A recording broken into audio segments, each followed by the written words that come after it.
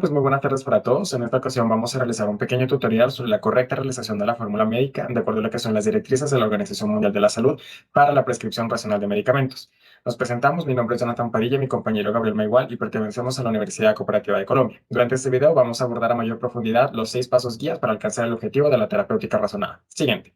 Dentro del primer paso tenemos definir el o los problemas del paciente. Recordemos que nuestros pacientes van a llegar a consulta con una queja, con un problema, y para nosotros iniciar el tratamiento adecuado es muy vital establecer el diagnóstico correcto, basado principalmente en lo que son los síntomas descritos por el paciente, una historia clínica detallada, el examen físico completo y pruebas diagnósticas en caso de ser necesarias.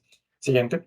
Sin embargo, pues también es muy importante mencionar el hecho de que los pacientes pueden acudir a consulta con una petición, un síntoma, incluso una pregunta. Y todos estos motivos de consulta muy frecuentemente van a estar relacionados con, por ejemplo, la necesidad de apoyo emocional, psicológico, social, alguna solicitud que puede estar encubierta para atender otro tipo de problema, algún efecto adverso frente a algún medicamento, el incumplimiento de órdenes terapéuticas anteriores o el fracaso de algún tratamiento previo, e incluso, pues obviamente, aquellas que están relacionadas con el problema físico propiamente dicho. También hay que tener en cuenta, pues digamos, aquellos pacientes que consultan con el fin de solicitar, por ejemplo, repetir una receta antigua, en cuyo caso, pues debemos obviamente valorar de manera integral a nuestro paciente, evitando pues situaciones que puedan afectarlo, como por ejemplo la polifarmacia, o en aquellos pacientes que cursan con toda o una combinación de las anteriormente mencionadas. Siguiente. Una vez nosotros ya logramos definir como tal de manera satisfactoria el problema de nuestro paciente, pasamos al segundo paso, que es especificar los objetivos terapéuticos. Para cumplir este paso, nosotros debemos partir de una pregunta principal y es ¿qué queremos conseguir con el tratamiento? En muchas ocasiones, este objetivo puede ser bastante directo y bastante claro, por ejemplo, tratar alguna infección o tratar algún trastorno, pero no siempre va a ser así de fácil. Es por lo anterior, por ejemplo, que nosotros al buscar cuáles son los objetivos que queremos alcanzar, estamos poniendo en práctica la estructuración de nuestro pensamiento para enfocar una terapéutica adecuada. Esto nos permite limitar los posibles tratamientos, evitar el uso de fármacos innecesarios, que vendría siendo la polifarmacia, o por ejemplo la prescripción profiláctica innecesaria. También es muy buena idea discutir nuestro objetivo terapéutico con el paciente antes de iniciar el tratamiento, más que todo mediante el diálogo para que el paciente pueda ser parte como tal de todo este proceso que va obviamente a mejorar su adherencia y su perspectiva con frente pues, al tratamiento. Siguiente. Posteriormente continuamos al tercer paso, que básicamente corresponde en diseñar un esquema que sea apropiado para nuestro paciente y que este es tal vez uno de los pasos más importantes en el proceso de la prescripción razonada.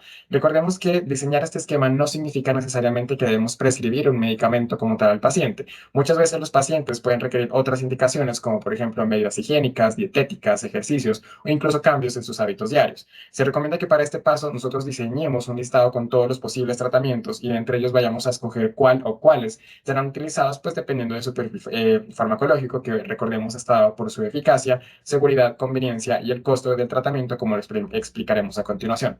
Siguiente. Entonces, por ejemplo, en cuanto a la eficacia, la podemos definir esta como la capacidad de un fármaco para modificar de manera favorable el síntoma, el pronóstico o la historia natural de la enfermedad, que generalmente van a estar, pues, digamos, medidos mediante ensayos clínicos controlados. En cuanto a la seguridad, podemos entender esta como una característica del medicamento que nos garantiza que al momento de nosotros usarlo, exista una pequeña posibilidad de causar reacciones adversas o efectos colaterales, sin tener obviamente en cuenta casos como, por ejemplo, reacciones alérgicas, que se trataría de otro, digamos, fenómeno que sería la idiosincrasia. En la parte de la conveniencia, pues esta está más que todo relacionada con las particularidades de cada paciente, tomando en cuenta no solamente su patología a tratar, sino, por ejemplo, contraindicaciones del fármaco, qué tan fácil es el fármaco de usar, sus interacciones con otros medicamentos o incluso con alimentos, cómo se relaciona este fármaco con la edad de nuestro paciente, con las actividades que realiza de manera diaria nuestro paciente u otras características socioculturales. Y por último, tenemos el costo, que también es bastante importante tenerlo en cuenta al momento de prescribir un medicamento, pues porque se dice que es un gran determinante en el hecho de que el paciente vaya a cumplir o no como tal con todo el esquema de tratamiento. Por ejemplo, debemos preguntarnos, ¿acaso el paciente podrá adquirir todo el medicamento o acaso el paciente lo adquirirá y no podrá tomarlo por todo el tratamiento, el esquema completo?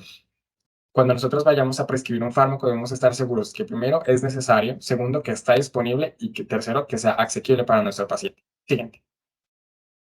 Bueno, continuando con la parte del cuarto paso, pues es importante recordar que la condición más importante de esta parte de lo que es pues, la escritura de la prescripción, pues que está debe ver de manera clara, legible y debe indicar con precisión todo lo que hay que suministrar, ya sea para el personal de farmacia, que es el que administra los medicamentos. Y además de esto, pues en estos casos puede contener lo que son medidas farmacológicas y no farmacológicas.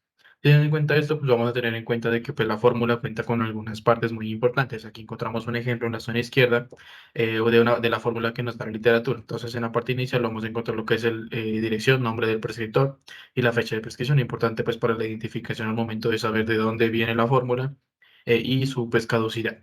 En la segunda parte, en la parte del cuerpo, pues encontramos ya como tal la formulación del medicamento. En este caso tenemos el ejemplo de la amoxicilina, en donde pues debe ir con lo que es el nombre genérico y la potencia del medicamento, además de que pues debe estar presentado toda su forma farmacéutica y la cantidad total de medicamento. Y además de que aquí vamos a encontrar lo que son las instrucciones y las advertencias que nosotros le vamos a dar a nuestro paciente. Como miramos en el ejemplo, encontramos lo que es la amoxicilina, 50 miligramos mililitro, que viene en suspensión de 100 mililitros, y la dosis que se le va a brindar pues, en el ejemplo de este caso. Y en la parte pues, final encontramos lo que es nombre y dirección del paciente y la edad en el caso de que sean pacientes niños o pacientes pues, de la tercera edad. Y obviamente la firma o iniciales del prescriptor, es decir, del médico que lo está tratando. Es importante pues también en este cuarto paso tener en cuenta de que pues en nuestros países existen pues medicamentos que se denominan de control especial, en donde pues estos medicamentos tienen una fórmula pues podríamos decirlo especial. Entonces en la parte izquierda encontramos la fórmula para la prescripción de medicamentos controlados y en la derecha pues hemos querido colocar este ejemplo en donde pues nosotros es una página donde nosotros pues vamos a poder encontrar todos los medicamentos que necesitan este control pues porque nosotros llevamos pues como un control mucho más especial de estos medicamentos. Siguiendo con lo que es el quinto paso, pues donde nos determina que nosotros debemos dar información, instrucciones y advertencias a nuestros pacientes. Eh, Dentro de esto, pues debemos tener en cuenta pues la adherencia al tratamiento, donde pues dentro de eso se describen pues tres pasos muy importantes. Uno que es prescribiendo un buen tratamiento y que sea bien seleccionado con los pasos que, pues, que ya mencionó mi compañero, creando una buena relación médico-paciente, pues brindando la confianza al paciente que pues nosotros sabemos lo que estamos haciendo y que le vamos a dar pues la mejor ayuda que él se merece. Y obviamente, y una de las más importantes es dedicando tiempo a dar información, instrucciones y advertencias a nuestros pacientes para que ellos tengan claro cómo se debe administrar el medicamento y que pues no cometan algún tipo de error. Eh, Además de esto, pues nos determina la literatura al igual de que hay una información mínima con la que el paciente se debe ir hacia su casa.